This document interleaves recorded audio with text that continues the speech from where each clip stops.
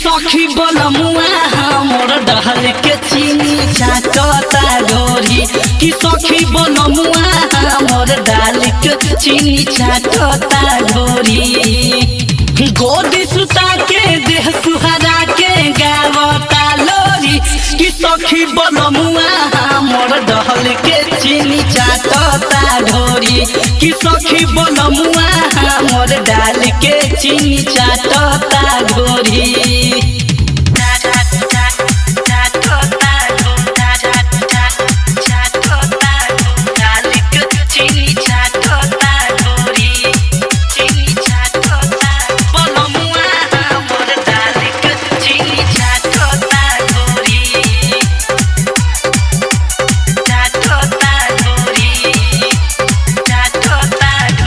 रही रही बढ़े बेचैनी जब जवाबे खा के खैनी जाने का गलती हम कैनी कब के शादी जे पछतैनी हाँ रही रही बढ़े बेचैनी जब जवाबे खा के खैनी जाने का गलती हम कैनी कब के शादी जे पछतैनी कुछ न करे देखी हरे खोली के डोरी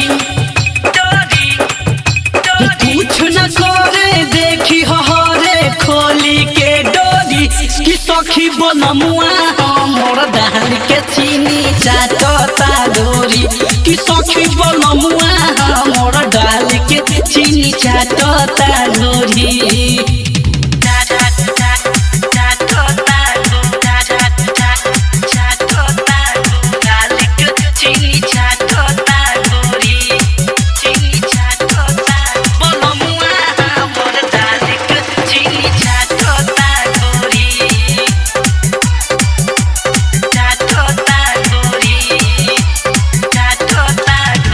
सैया सुनु हो नयन जी तुरले बाला गल बयन जी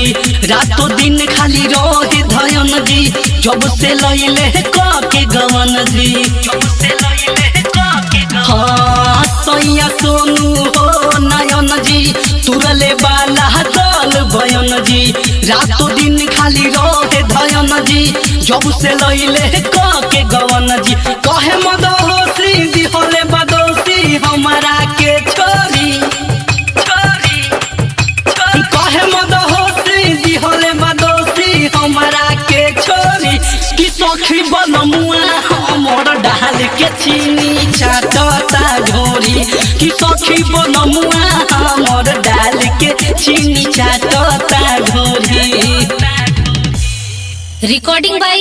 जय Ganga studio Sursand. Mobile number 91 220 75 111।